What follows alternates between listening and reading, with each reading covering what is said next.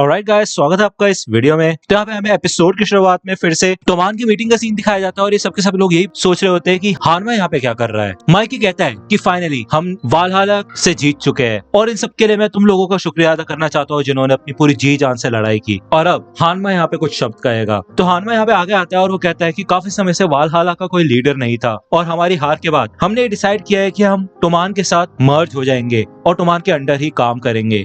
ये सुन के टोमान के मेंबर एक्साइटेड हो जाते हैं काफी ज्यादा, क्योंकि पहले टोमान में सिर्फ 150 मेंबर्स हुआ करते थे और वालहाला के 300 मेंबर मिला के अब टोमान में 450 मेंबर्स हो जाएंगे।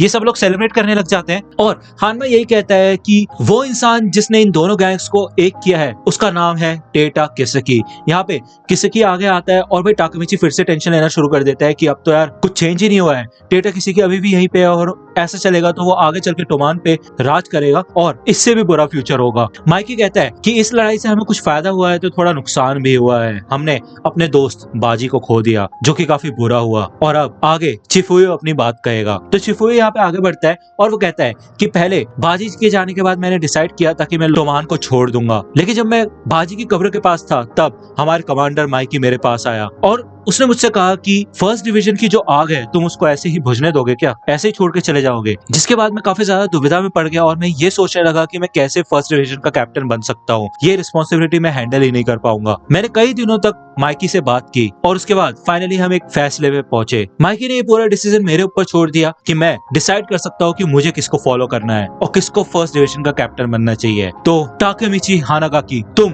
बनोगे फर्स्ट डिवीजन के कैप्टन। ये सुनकर तो भाई टाकामिची शॉक ही हो जाता है और चिफुयो कहता है कि बाजी हमेशा से ही ऐसा चाहता था और उसने भी तुम्हें ही चुना था तो मैं भी यही करना चाहता हूँ। यहाँ पे टाकामिची भाई सारे फ्यूचर्स के बारे में सोचता है, जितने भी लोग मरे थे फ्यूचर में, जो भी उसने वादे किए थे कि कैसे वो टोमान का लीडर बनेगा, उसे ऐसा लग रहा था कि वो कुछ भी चेंज नहीं कर पाया है और सब कुछ वैसा ही होगा। लेकिन अब ये सुन के उसको ऐसा लगता है कि अभी थोड़ी तो उम्मीद है, वो शायद टोमान को बदल सकता है। तो इसलिए वो ये पोस्ट एक्सेप्ट करता है और भाई रोने लग जाता है और चिल्ला के बोलता है कि हाँ मुझे खुशी है कि आप लोगों ने मुझको इस काबिल समझा।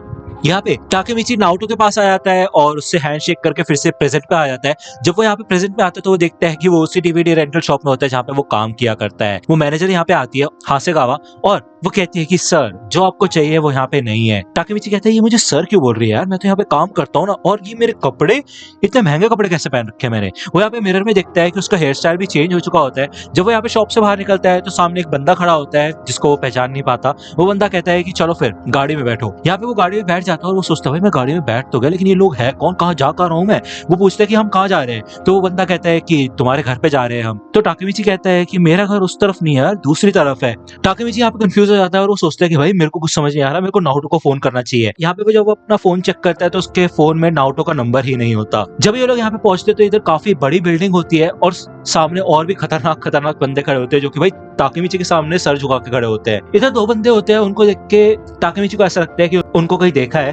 वो लोग कहते हैं कि हे काजुशी ये तुम्हारी रिस्पॉन्सिबिलिटी थी कि तुम टाकामिची को टाइम पे लेके आओ, कहाँ रह गए थे तुम। तो काजुशी कहता है अरे यार मेरी कोई गलती नहीं है, टाकामिची को उस डीवीडी स्टोर में जाना था, ठीक है ना। यहाँ पे टाकामिची कहता है अच्छा ये बंदा काजुशी है, तो उसका मतलब ये दोनों बंदे माकोटो और टाकुया हो गए, ये तो मेरी पुरानी गैंग है जो कि स्कूल के टाइम पे हुआ करती थी। क्या बात है यार। यहाँ पे जब वो बिल्डिंग के अंदर आता है तो वो देखते हैं कि सबके सब लोग उसे बॉस कह रहे होते हैं और ये काफी लग्जरियस लाइफ होती है। टाकामिची यहाँ पे सोचता है कि ऐसा लगता है कि इतने फ्यूचर्स उसने देखे हैं जिनमें वो हमेशा हारता और पिटता हुआ आया है और यही एक ऐसा फ्यूचर है जहाँ पे उसकी जीत हुई है। जब वो यहाँ पे अपने अपार्टमेंट के अंदर आते हैं तो सामने चिफुयो उसका वेट कर रहा होता है। वो कहता है कि चलो फिर जल्दी करो यार, अपर एचलन की मीटिंग है आज, हमें वहाँ पे जाना होगा। तो टाकामिची कहता है कि यार मुझे समझ नहीं आ रहा चिफुयो ये चल क्या रहा है। तो चिफुयो से कहता है कि तुम भूल गए क्या, तुम टोक्यो मांजी गैंग के टॉप एग्जेक बन चुके हो अब। यहाँ पे जब टाकामिची मीटिंग में आता है तो इधर काफी अजनबी लोग होते हैं, लेकिन कुछ लोग ऐसे भी होते हैं जिनको वो जानता है, जैसे कि पाचेन जो कि कहता है कि यार अभी तक यहाँ पे सारे लोग नहीं आए हैं। यहाँ पे टाकामिची यासुहिरो मूटो को पहचान जाता है जो कि 5th डिवीजन का होता है, नहायो कवाटा जो कि 4th डिवीजन का कैप्टन होता है। इसके अलावा और कुछ नए बंदे भी होते हैं जैसे कि हकाई, शीशु और हाजिमे। यहाँ पे पाचिन कहता है कि यार मेरे को और खाना चाहिए, और खाना कब लेके आओगे तुम। तो यहाँ पे जो पुराने मेंबर्स होते हैं टोमान के, ये नए मेंबर से लड़ना शुरू कर देते हैं और शीशु इनुई कहता है कि तुम करते क्या हो, तुम बैठ के खाते ही तो बस, सारा पैसा तो हम लेके आ रहे हैं टोमान के अंदर, जितने भी पुराने लोग हैं ना बस आलस में में बैठे हुए हैं और कुछ काम नहीं करते हैं, इसलिए ज्यादा बनते हो तुम लोग क्योंकि तुम पुराने हो, है कि नहीं। तो चिफुए यहाँ पे चिढ़ जाता है और वो कहता है तुम भी तो पहले ब्लैक ड्रैगन के मेंबर्स हुआ करते थे ना, तो जरा शांत रहो। यहाँ पे हानमा ट्रेजरी फंड के बारे में बात नहीं करना चाहता होता है, इसलिए वो हाजिमे के IT बिजनेस, हकाई के कवर बिजनेस और कुछ और बिजनेस के ऊपर पिछले 3 दिन में जो रेड पड़ी थी उसके बारे में बात करता है। वो कहता है कि इसका मतलब यह है कि हम में से कोई एक गद्दार है, किसी ने तो ये इन्फॉर्मेशन पुलिस को दी है। तो पाचिन कहता है कि मुझे नहीं लगता हमारे बीच में कोई गद्दार है, क्या बकवास कर रहे हो तुम। तो हाजिमे कहते हैं इसके अलावा और हो भी क्या सकता है। ये लोग यहाँ पे बहस करना शुरू कर देते हैं और एक दूसरे से भाई लड़ना ही शुरू हो जाते हैं। तभी यहाँ पे किसेकी आता है। वो अक्सर यहाँ पे मीटिंग्स में नहीं आता, लेकिन आज वो आ गया और वो कहता है कि हे ताकेमिची, चिफुयो, मुझे तुमसे अकेले में कुछ बात करनी है। ये लोग दूसरे रूम में चले जाते हैं और किसेकी इन दोनों से पूछता है कि हे मुझे एक बात बताओगे, क्या तुम मुझसे नफरत करते हो? आज से 12 साल पहले बाजी की डेथ हुई थी और इन सब में मेरी ही गलती थी। मैं मानता हूँ कि मैंने ही ब्लडी हैलोवीन को अरेंज करवाया था और मैंने ही हानमा का इस्तेमाल करके काजुरोरो को फंसाया था और वालहाला की शुरुआत की थी। मैंने इन दोनों गैंग्स के बीच में लड़ाई करवाई थी जिससे कि मेरे को ताकत और इज्जत मिले, लेकिन मुझे ये नहीं पता था कि बाजी मर जाएगा।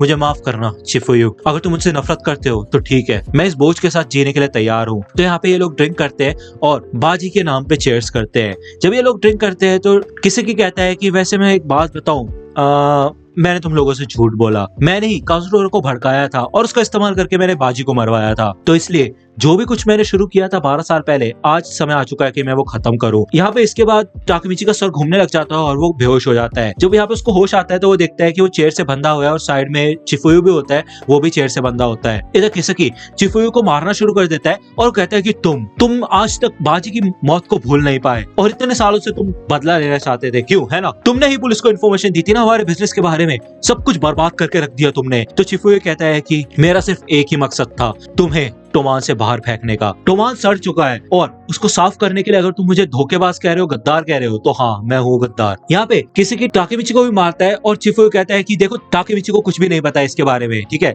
उसको इन सब चीजों से दूर रखो, ये मेरा प्लान है। लेकिन किसेकी को उसकी बात पे भरोसा नहीं होता और ताकेमिची यहाँ पे कंफ्यूज होता है। वो कहता है भाई चल क्या रहा है ये। इधर किसेकी ताकेमिची के पास आता है और कहते हैं तुम ऐसे क्यों बैठे हो जैसे तुम्हें कुछ पता ही ना हो कि यहाँ पे चल क्या रहा है। वो यहाँ पे बंदूक निकाल के ताकेमिची के पैर में गोली मार देता है, जिससे भाई ताकेमिची बहुत बुरी तरह से रोने लग जाता है और चिल्लाने लग जाता है। वो फिर से इधर चिफुयो के पास आता है और उसके सर पे बंदूक रख देता है और कहता है कि बताओ तुम्हारी कोई आखिरी इच्छा है। तो इधर चिफुयो ताकेमिची से कहता है कि हे ताकेमिची, सुनो मेरी बात, रोना बंद करो। पिछले कुछ सालों में माइकी गायब हो गया था और ड्रैगन को एग्जीक्यूट कर दिया गया था, हमें पता भी नहीं चला कि हम इस झमेले में कब फंस गए थे। तो इसलिए आज मैं बाजी की सारी फीलिंग्स, टोमान का फ्यूचर तुम्हारे हाथ में छोड़ के जा रहा हूँ। तभी यहाँ पे भाई किसेकी उसके सर में शूट कर देता है और चिफुयो नीचे गिर जाता है। ताकेमिची भाई यार रोने लग जाता है, उसको विश्वास नहीं होता कि चिफुयो मर चुका है। किसेकी उसके ऊपर चिल्लाता है और कहता है चुप हो जाओ, बस और कुछ नहीं बताना तुम्हें। तो ठीक है, फिर यहाँ पे भाई किसेकी की आंखों से आंसू आते हैं, पता नहीं क्यों बट आते हैं। वो ताकेमिची के सर पे भी बंदूक रख देता है और कहता है कि गुड बाय हमारे हीरो, और यहाँ पे वो ट्रिगर दबा देता है। तो दोस्तों ये पूरा सीजन यहीं पे खत्म होता है। फाइनली इतने महीनों बाद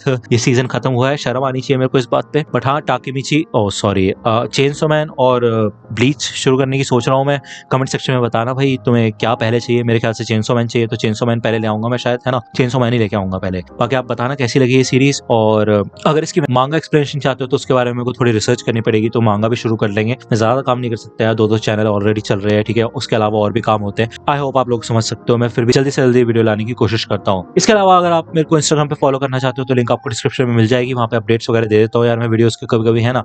नहीं तो यार वैसे कर दो फॉलो, क्या जा रहा है। तो दोस्तों आज की वीडियो के लिए सिर्फ इतना ही। आई होप कि आपको ये वीडियो पसंद आई होगी। अगर आपको ये वीडियो पसंद आई हो तो प्लीज लाइक कीजिए, अपने दोस्तों के साथ शेयर कीजिए और मेरे चैनल को सब्सक्राइब करना मत भूलेगा। और अगर आप मुझे कांटेक्ट करना चाहते हैं तो आप मुझे इंस्टाग्राम पे कांटेक्ट कर सकते हैं। मेरे पेज की लिंक आपको डिस्क्रिप्शन में मिल जाएगी। मिलता हूँ आपसे अगले वीडियो में, तब तक के लिए गुड बाय।